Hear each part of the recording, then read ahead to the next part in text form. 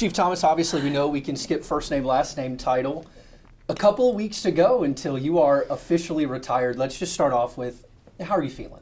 It's we talked about that. I was talking to a couple of officers today, and it's just really bittersweet is a great way to term it, because it's going to be so nice to be able to relax, not anticipate middle of the night phone calls and worry about what's happening every day. But I'll still worry about all the men and women in the police department. It's just that's what I've grown up with. But I'm going to miss being around the people. And the thing I'm going to miss most is hearing the stories from the community about officers when they're out there doing their job and they don't even know anybody's watching. And I get those emails, I really appreciate this officer doing this or that.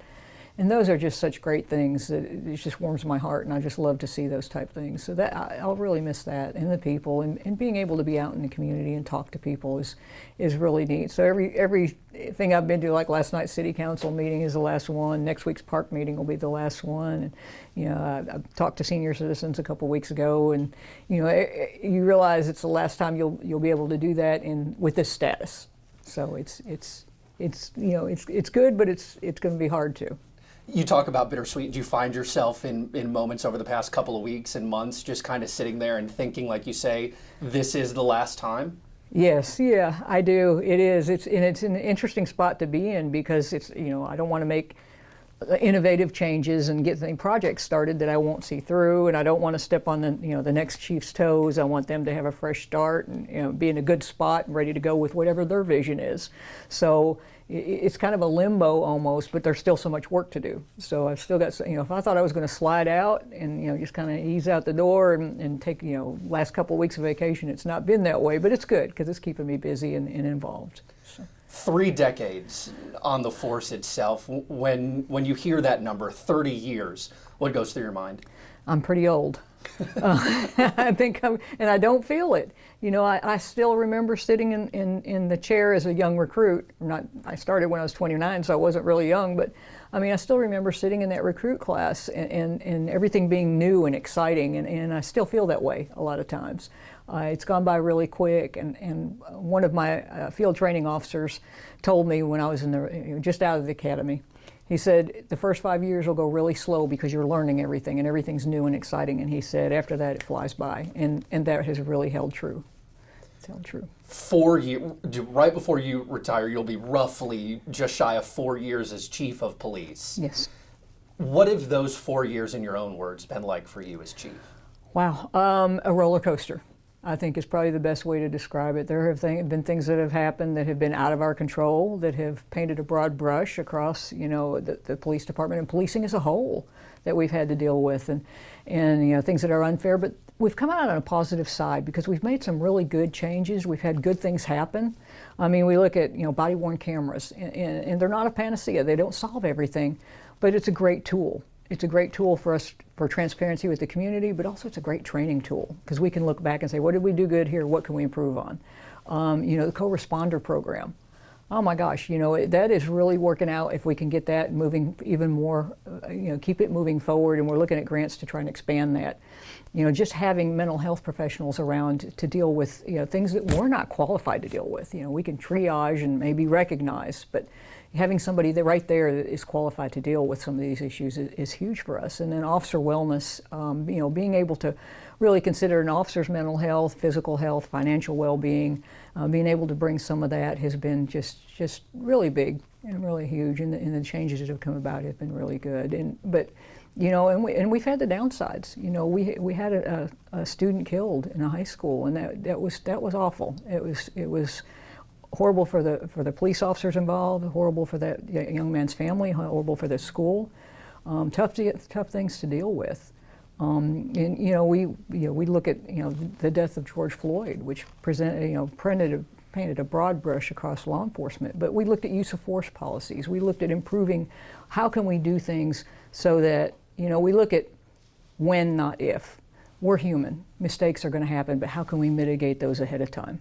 We know things are going to happen that we don't want to happen, but how can we make sure that it's not as bad as it could be? How can we mitigate that? So there have been some good things to come out of these bad situations. We'll touch on a couple of those, but let's go back to 30 years ago as a 29-year-old recruit. Did you ever imagine, or how could you have ever imagined then, that you would be Knoxville's first female chief of police and just been in that position. Was that ever something that was on your mind as a possibility? Absolutely not. All I ever wanted to do was be a police officer. I hadn't considered any kind of supervision. You know, when I was sitting in that chair, I was like, I really just want to be in the community. I want to be, you know, responding to people's needs. How can I help? What can I do? I had never considered that. But as I went through my career, and there's so much out there that you can do as a police officer. And, you know, I looked at, you know, traffic reconstruction and crash investigation, and you know, I got to be involved in our accreditation unit and recruitment. And there's just so much out there that you can do. And I started looking at, you know, the next level up as a sergeant. What could I do? You know, could I improve it for my squad? What can I, you know, if I can write better policy and be involved in policy making? You know, and the same thing as a lieutenant. So each step I made, it was like, I can make it a little bit better, hopefully. But even as a deputy chief, you know, when I first got promoted to deputy chief, I hadn't considered becoming a chief. But you know, to be given the opportunity I was given by Mayor Rogero and then Mayor Kincannon has been the honor of a lifetime. Being able to represent the men and the women and all the good work that they do here at the department has just been overwhelming at times, because I'm just amazed at how everyone here works together and goes out and does the job every day. From 1993 to now, leaving out your 4 years as chief, what's been the biggest growth within this department that you've seen from the outside looking in? Wow. You know, technology, I would have to say technology. You know, I can remember we used to have to write down calls for service, and we had little pads on the windshield of our cars with those little suction cups. You know, and now we've got the whole call on a computer right in front of you, and we've got Google Maps to send you directions. I mean, we used to have to look up map books. So, you know, just all the technology that we have, being able to use the available social media is an investigative tool, and just, I think technology, I would never have envisioned data as being important. And now that's what we talk about. How can we look at crime trends based upon data that we have? And that's huge. I mean, we used to have to rely on the old guys and their knowledge of the, you know, the criminals and how we do business, and we still have that. You still got to have that human element, but then to have that data to show this is where this is likely to happen and here's why. That's just been, it's been a game changer for law enforcement. Let's get to some of the tough times. Obviously, past year and a half, 2 years have been extremely difficult, especially looking at the shootings on the east side of town, specifically within the Austin East community. When you look back at the past 2 years, what goes through your mind? Where do you think things could have been done better? You know, we can always, you know, Monday morning quarterback. And, you know, could we have been there a little faster? Could we have mitigated this? And I can't say that, you know, we could have, I don't do that, to be honest with you. I don't look at that. I look at where we are now. How can we keep this from happening again? You know, and I hate that that's my legacy, that the 2 worst years for homicides are on me. But I know that from the officers that are answering calls on the street to my homicide investigators, every day they go out there and they try to keep this from happening. And they take each of those cases so personally, and they're never satisfied until we find out why and what can we do to keep this from happening again and get justice for that family, that person's family. And so it's, you know, if we can use this data and this technology to keep it from happening, if we can use, you know, we started the CERT team, the community the community engagement and response team, and that's paying dividends now. I mean, the community is responding to that. We're stopping the right people. We're not just stopping every car. I talked to our Lieutenant Chadwell, who's over that unit, and he said, we're at the stage now that we know who we're looking for and we know who to go after, and the community who's responding is helping them, and that's big. You know, it's been a detriment. You know, manpower has been an issue, so, you know, being able to walk the neighborhoods like we did when I first came on and get out of your car, we just don't have that opportunity because we're going call to call to call. But to have the CERT team be able to focus on walking a neighborhood every night, and then going out and taking the latest data we have and trying to mitigate any more violent crime from happening. And we're having a lot of success with that. So I'm proud that I'm able to leave at a spot like that where somebody can come in fresh and be successful. And that's, you know, that's all I want is for, you know, the men and women of the Knoxville Police Department to be successful. So, on the morning of February 17th, 2021, city leaders, including you, met in a park in East Knoxville after the death of Janaria Muhammad on the 16th of February. And it was not contentious, but there were some voices out there who were displeased with policing, the city as a whole's handling of the East Knoxville situations. Do you look back at moments like that and what goes through your mind? Do you remember that moment in particular? And I do. What do you think emotions at that stage? You know, that was a very difficult time, and for that community, and especially that family. And I think they needed that. They needed, and you know, I can always say we shouldn't have done that there. It was a bad location. We should have, you know, done it on our terms, or, you know, done it city county building or something. But I think that community needed that time, and that the ability to get those emotions out. And those emotions are still there. It's, you know, that one's not been solved. But it was difficult, and to watch and see all that happening, and see the contention with the police department when we're out there trying to really to help and to solve these crimes, and seeing the anger directed at us is difficult. But that's what we do. We understand that. We don't see people on their best days, unfortunately. You know, we don't get invited to birthday parties, so we you know, unfortunately don't have that luxury. But so, you know, you got to look at it through that lens as well. And it's hard sometimes when you're in the moment, but when you look back, I can look back at that and say, yeah, that was a difficult time, but it's getting us to where we are now and getting us to a better place. You got to start somewhere, and you got to take those hard knocks. The shooting death of Anthony Thompson Jr. inside Austin East by a gun of a KPD officer, was that your lowest point as chief of police?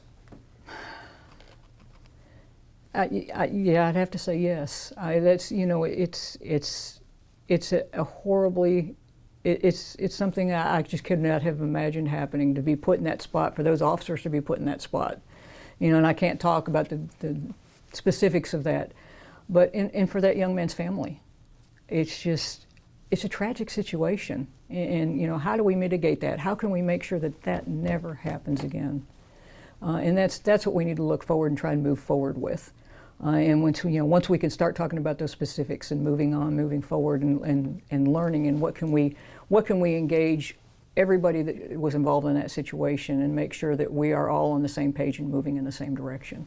And I think that's all any of us want. You know, the community, that young man's family, the police department, the schools, is to keep kids safe and make sure that those situations don't ever happen again. You talk about positives that have been done, but oftentimes negatives seemingly outweigh the positives, and that situation and the feelings of that community in particular will probably never go away. How much of your time from that point to when you announced your retirement, and even now, has your focus been, how much of your focus has been still those situations, still the investigations into multiple Austin East students' deaths, and specifically that shooting inside the school? How much of your time has been spent on just continually looking at those processes? That you know, you talk about how much of my time is spent on that. That's in the back of my mind every day, every minute, every second of every day. To lose a young person is horrible. That's our future. Those are the people who are going to save us. You know, and we need to make sure that those people are being educated and brought up right, and not led astray.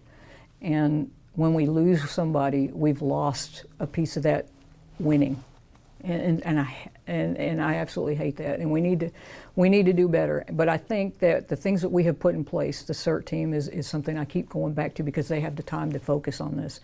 You know, and we've used technology, and so I think we are mitigating a lot of that. And we have the initiative that the mayor started with LaKenya Middlebrook, and I think, you know, trying to engage those students and those young people in the community into doing something else, that helps as well. It's not all just on law enforcement. You know, we as a community have to make sure that these young people aren't being led astray, and how can we keep that from happening, and getting them in those situations and around guns and violent crime.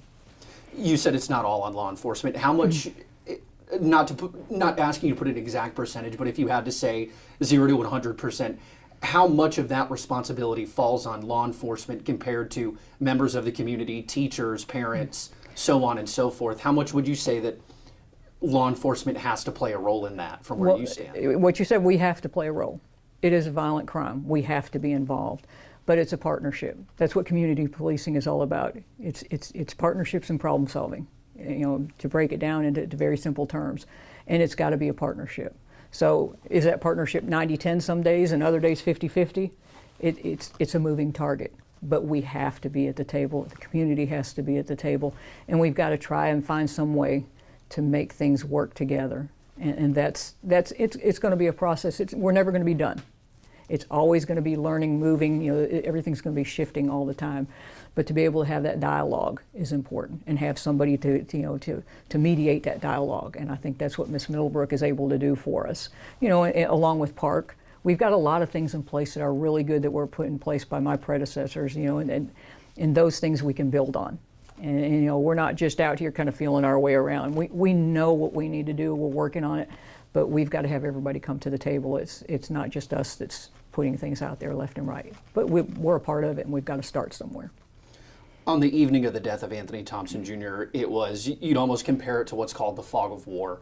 Details were coming out, some not exactly on par, but the day that everyone got a chance to look over the body camera footage of what happened, school surveillance footage, when that came out, did it, I don't want to use the term vindicate, but for sake of conversation, did it feel like it vindicated the department, or do you think it muddied the water even more? That's a really good question. So, that is a very good question. And I go back to a post I saw, and I can't attribute the post to a certain person. I wish I could look back and see it.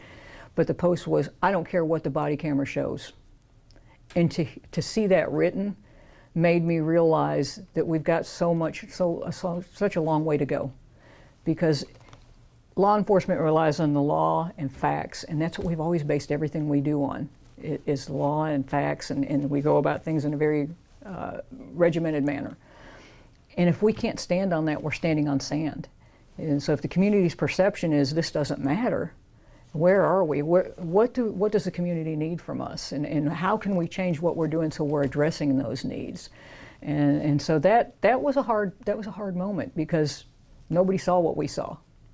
Or a lot of people who voiced their opinions did not see what we saw and what we thought people would see. So that's difficult, because you've got to find your way and figure out, what we live on perceptions. We've got to address those perceptions. So we do need to know what people are thinking. There are times, no offense, I hate to watch the news, but I have to, because I have to know what people are thinking, whether it's based in fact or not, because we need to address those perceptions and opinions and fears.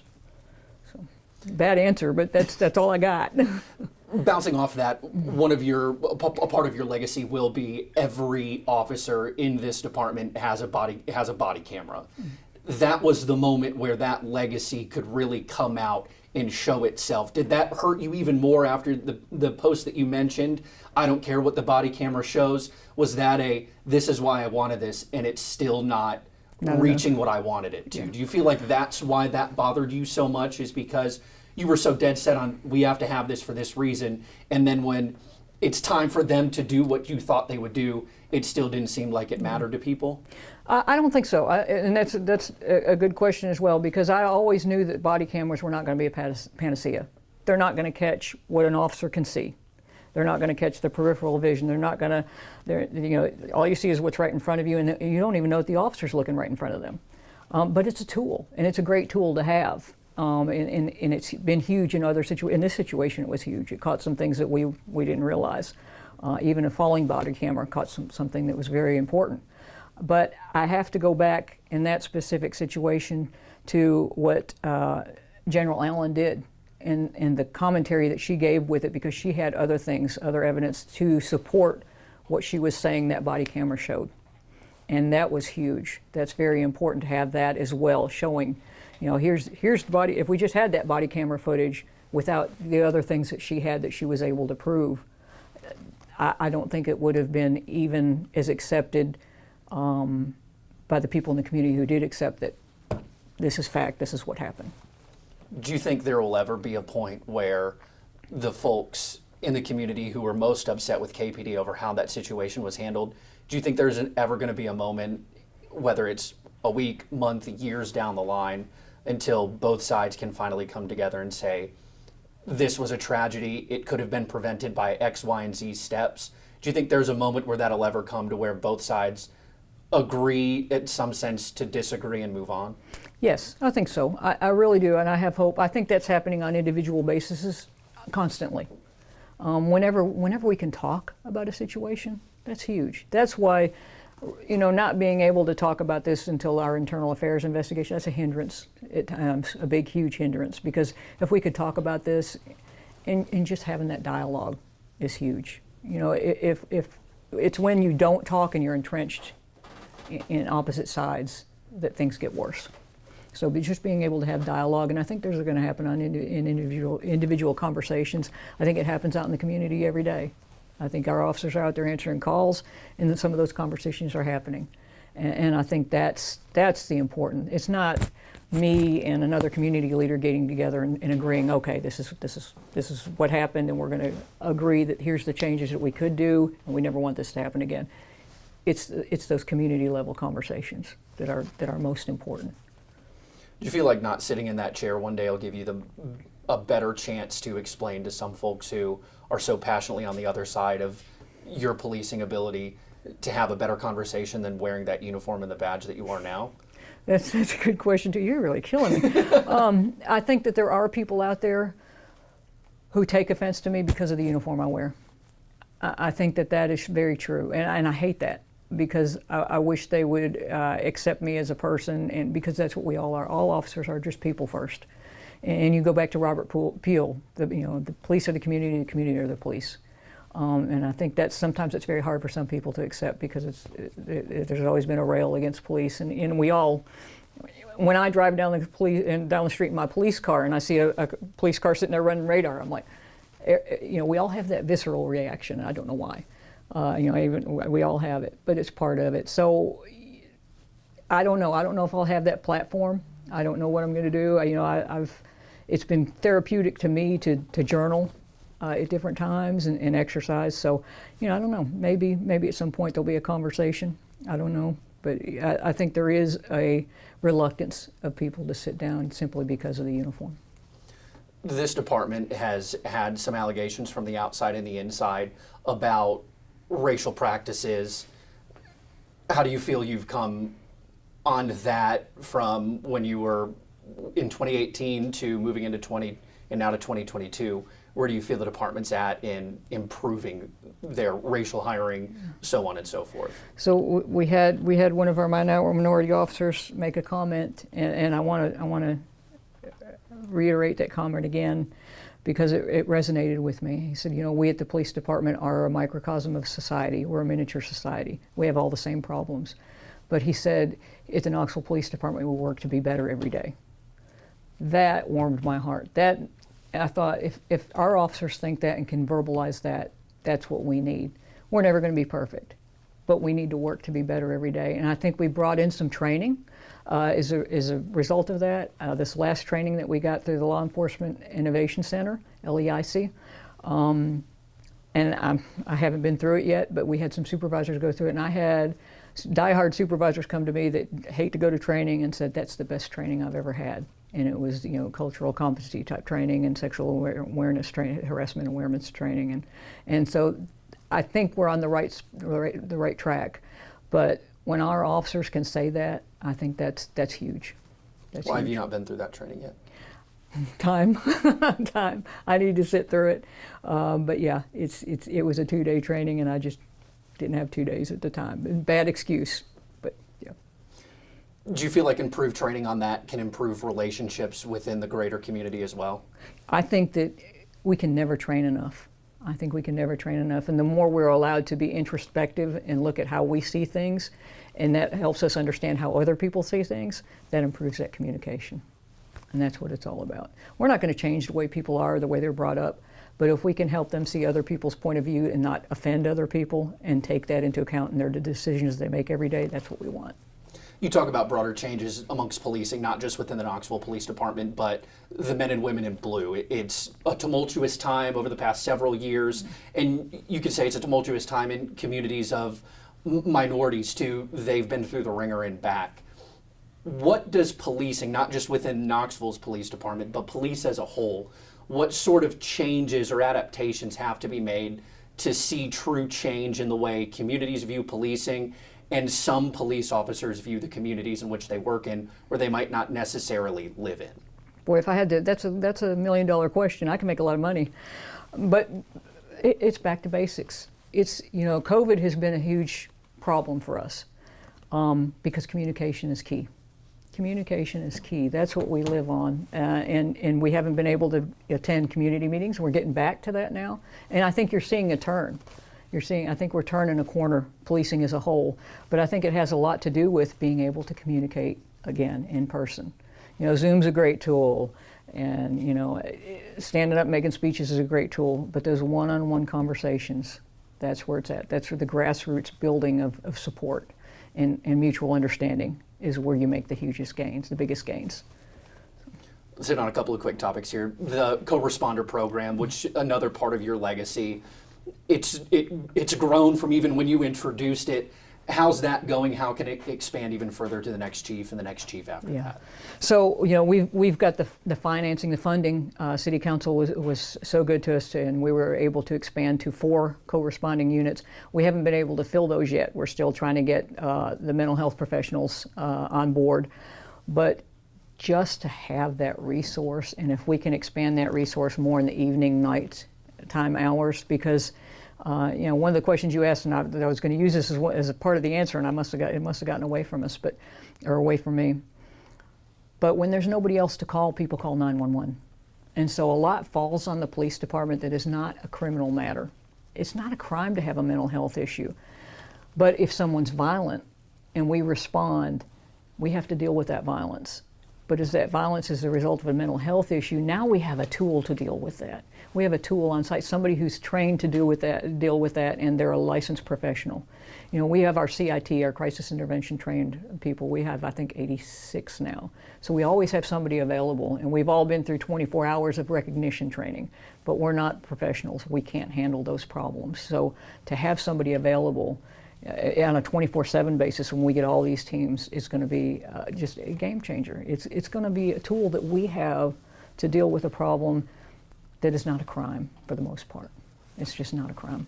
How much of those co-response units played in policing, not necessarily criminal policing, but Knoxville's homeless population has grown. You see them often around town. Homelessness to a higher degree than this conversation is a mental health issue for some and for many. How much is that tied to policing a homeless crisis that we're now seeing, and those responding to those units is not a crime, but individuals who need help, and like you said, y'all are often the ones who are responding to that and might necessarily not be the ones who are supposed to. Right. Homelessness is not a crime. It leads to some crimes, unfortunately, and we try to mitigate that. We have the BHUC unit, the Behavioral Health Urgent Care Center, and that's huge for us because we can send somebody for help, and then they don't have a criminal charge. Because if you rack up criminal charges, you're going to have problems getting housing. So it's a vicious circle, and we need to stop that. And so the BHUC helps us, the co-responder unit helps us, addressing the mental health issues without having to criminalize it. And so that, housing is going to be an issue. We can't solve homelessness without some place to go. One thing that the mayor instituted was the low barrier shelter, where people don't have to be on a program. They don't have to go into, any of our providers and say, I'm going to start your program, so can I stay here? And stay with that program. They just need a place to lay their head. And so that low barrier shelter offers that. That's a great place to start, and I appreciate that because it may get people, even if it's just 1 or 2, who say, okay, now I'm ready to start a program. We have our providers in that shelter and say, okay, can I get you interested in this? And if you say no, no harm, no foul. You can come back the next night. You just need a place to stay, lay your head. I think that is a great place to start, and maybe trying to expand some of those services. But it's a financial issue as well. But I think we're really working. I think this administration and the previous has really worked on trying to improve our low income housing and trying to get folks who really don't have an opportunity to get off the street. And that's it's got to start somewhere. We have to have some place for people to go. We can have all the counseling in the world, all the mental health counseling, but if we don't have a bed to put them in and we don't have a place for them to get treatment, we're spinning our wheels still. Are calls like that putting a strain on KPD's ability to respond to not necessarily more important things, but more pressing issues? Is that a concern for the next police chief, of straining resources for issues like that don't necessarily pertain to police matters, but y'all are the ones who tend to respond first? Sure, it definitely is. It's a portion of our calls for service that we deal with, but if we don't respond, or if we make it a low priority and say, oh, we'll go by and check on it when we can, it escalates. And it may escalate then into some kind of physical altercation or somebody getting hurt. And then where are we? Then we do have a major crime, and we don't need that. So we do need to respond. But if we can respond and provide a resource, and it will combat us having to respond 5 more times next month in the future. So if we could just get a resource to one person a week, that helps. That'll help exponentially. The next chief of police will sit here, will answer questions like this after hopefully May 1st. What are they walking into when they sit down in that chair on their first day at work? I can't describe it. I had no idea how much would weigh on my mind and how little sleep I would get, because you care so much about your officers and making sure they're able to serve the community and supporting the officers and how can I make this better. And sometimes you just go in circles and you spin in circles and you awake at 2, 3 o'clock in the morning thinking, oh, what can I do? And you come up with some great ideas sometimes. But I'm hoping that for the most part that this chief getting ready to come sit in this chair can start on a level playing field. They've got a new building. They've got, hopefully City Council will vote the mayor's budget in, and they've got raises coming for the officers, which is a huge morale builder. And also, I think it'll get us more officers involved. We can do so much, and we offer great training and people who want to serve, but you have to be able to afford to live. And so I think that's going to help as well. We've got the co-responder program. We've got things that are moving along. The CERT team, violent crime is declining. We're able to get a handle on that and try and address that. So there's a lot of things that we have going right, and I'm hoping to put that person in a good spot, and then they're going to have a vision that they're going to be able to carry forward and how to deal with the problems that they may encounter. And so I just want them to have that opportunity to get their vision out there. So I hope that they have that. A couple of internal investigations, 2 lawsuits against the department now. Obviously, your thoughts heading out, knowing that the next chief of police will be coming into active things like that? And I think that's just, unfortunately, part of the job. You can't complete everything as much as I want to, and I would like to have everything tied up, whether it ends up good, bad, however. You would like to have everything ready to go and completed. This 6 months I have tried to get a whole lot of stuff done so that we can, that next person can step in and start from somewhere. And I absolutely hate that I'm not able to see some things through to completion. But I think that again is part of the job of police chief. You have some of those things that carry over, and it's unfortunate, but it's just a part of the job. What do you think the next police chief needs to have that you yourself admittedly might not have? We might not be able to see it, we might be able to see it, but what do you hope the next chief of police who takes over your role has that Chief of Police Eve Thomas feels like she doesn't have? Wow. I just want that chief to care about the men and women of the police department, and I think the mayor's going to make sure that happens, because those are the people who matter. Those are the people who go out and they care for the community, they take care of the community. They're doing this because they care about what's going on and they care about this community. And if they feel good, if they're able to deal with their own mental health issues or spiritual, physical, they're in good shape, they're able to do that in a great way. So I hope that, maybe I have started that a little bit with the officer wellness program, because, I was talking to a sergeant about this earlier today. When I first came on, it was suck it up. And that builds over time. And so I think we have, through my career, realized that's not a good way to do things. And so I'm hopeful that this chief, because I think that's a general, throughout the industry now, the policing industry, we've started to realize that. And so I hope they carry that through. I think it's a great tool to have mental health resources and spiritual resources, and we've got a lot of that going really well. So I don't know if that's a great answer to that question, and I'll probably think of some really good things about 2 o'clock in the morning, but that's my hope. You've been chief for about 4 years. What do you hope the Knoxville Police Department looks like in the next 4 years? Wow. They're going to be in a great new building. You're going to have some technology. I hope homicides are at zero. I hope property crimes are at zero. Is that realistic? No. But I think that they're going to be in a good spot, and there's people who care that want that to happen. And we're going to keep moving forward. I think with COVID on the downside, hopefully, we're going to be able to make those community connections, those personal connections, and we're going to be able to move forward in really taking care of the community in the way that we need to. You said at the beginning of this, when you started policing at 29, you only wanted to be a police officer. You had no thought in the back of your mind that you were going to be chief of police of Knoxville Police Department. Looking back on that now, 3 decades, 4 as chief of police, what would you say to one of your new recruits who all they want to be as a police officer, just like you were? If you can sit down with them right now, what would you say to them to get to the pinnacle of your career like you're at now? So, and I have said this to my recruit classes, I tell them all the time, I picture myself sitting in that very same seat. And I tell them, take advantage of everything you can. Take advantage of every training opportunity, because you never know where you'll end up. I mean, what you think now may not happen, and it may. But make sure you take advantage of all the opportunities you have.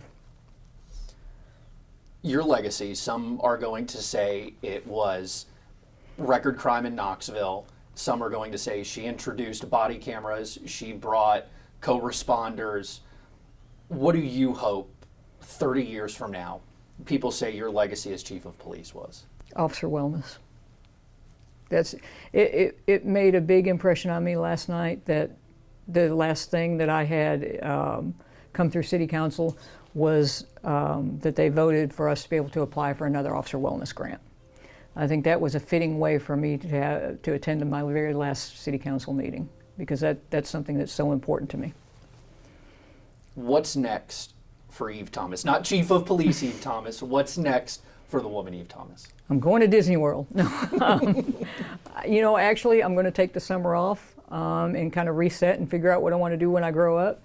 But I have a lot of things. I want to spend some time with my kids who are 20 and 22. I want to, I'm going to head for the beach that first week. My husband and I want to take a month-long trip, hopefully to Alaska. Just spending some time relaxing, and I have a huge honey-do list, unfortunately. May make a dent in and may not, but just to be able to take some time and reflect, because you really don't have a lot of time to sit and reflect sometimes, and I think I need that a little bit to reset and start again. What's your message to the person who will sit in that chair after the 1st of May? That they are so fortunate to lead such a great department full of men and women who care so much about what they do every day. Have you shed any tears about leaving yet? Of course. I hide it pretty well. I know you don't know if you've noticed my walls are pretty bare. I've done that after everybody's left, because it's tough. It's tough to leave. I'm glad the decision was made 6 months ago, but when it really comes down to it, there's so much work to do, and there's so much you want to get done. So that's the hard part. There's so much you want to do for the officers and the community. What's the one memory you'll leave here with the most, that'll stick in your head the most when you look back at your 3 decades of working in this force? Well, I think it's a couple of memories, and when I told you I wanted to be a good police officer, I've had many times, where people have come up to me and told me of incidents where I made a difference in their lives that I didn't even realize at the time. It was just a routine call or the way I handled things. And those instances, and I can sit and think of many more as I go along, but I can put my finger on 2 or 3 at any time. That's what really matters. I think that's what really matters. And when I have officers that come and tell me, you did this for me, and I really appreciate it. And people in the community who appreciate something that you do just because that's who you are and you're out here doing your job. I think that's important.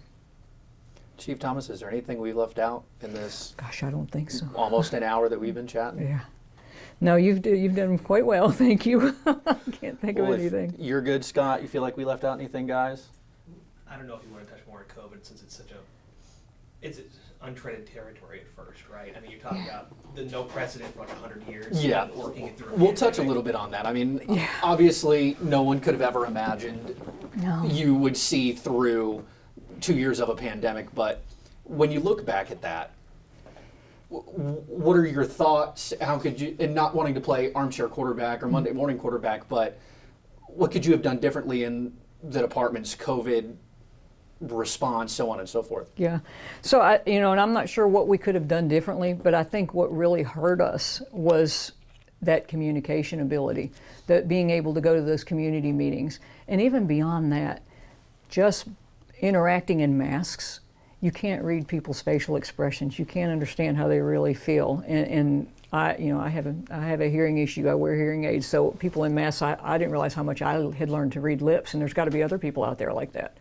And so it's a detriment to communication. But, it also impacted our ability to attend training and receive training, to travel, to receive training, because there's a lot of great ideas out there, and we send people to get those ideas and bring them back, and train our recruits. And so it impacted almost everything in our lives, but to be able to connect with the community, especially during these times when we had so many, the murders, the homicide rates, and being able to be in those meetings and listen to what people have to say and get that perspective and reassure the community that this is important to us.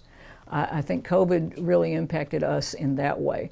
The other thing was, it's hard to tell people, you can't open your business or you have to stay home, and that's really difficult. And it was also really eerie. I can remember coming to work and being the only car on the road. It was probably June of 2020 when we locked everything down, and that was just a really eerie feeling to be out there and nobody else around, and you think, we didn't respond to car crashes where there was no injury. So, a lot of things that we didn't respond to where we have interaction as well. And so it was just, as you said, an unprecedented time. And we just rolled with it and dealt with it as best we could. But it came at a horrible time for being able to connect with the community during some of these tragedies. And we even had our malware attack during that time. So even our computers, we were handicapped with that for a time. And being able to deal with data and things we needed to respond. So COVID played it was a big factor, and I'm hoping that we're kind of able to live with COVID now. I haven't seen it go all the way away yet, but we've got vaccinations, we've got masks. We can still, just because there's no mask mandate doesn't mean you have to be uncomfortable if you want to wear a mask. So that's important. But if we can just get back to being able to communicate with each other, that's what our business is all about. And we've even changed our academy because our young people aren't as good at communicators, one-to-one, as our older folks, because they're great with data, but they don't know how to communicate with each other. How much of that homicide rate do you attribute at all to COVID, lockdowns, the whole 9 yards, the face-to-face interaction? Do you think that's one in one, or is that just a small piece to just something that we saw over the past 2 years? I gotta think it's a big piece, just because people were on edge too. I neglected to say that people are on edge when they don't know what's going to happen next. And they're being told what to do, and you don't have the freedom to do what you want to do. You can't even go out to a restaurant and have a meal. I can remember at one point looking forward to just being able to go and have a burger at a restaurant, and thinking that was such an expected thing of everyday life, and I can't do that. And so, and even now, you can drive down the street and you see road rage. People are still on edge, and I think that played a part in our homicides. Nobody had any patience, even right down to our young people. And of course, then we had the constitutional carry, so there's a lot of guns out there. And then we had people getting guns because everybody else had a gun, and they don't know how to use them, and then we have accidents, and sometimes those are fatal accidents. So how can we mitigate that? And we've looked at things like, can we give gun classes and educate people? And so now as we come out of COVID, maybe we can start doing that again, because with COVID we couldn't have that type of thing, that type of educational experience that we could offer to the community.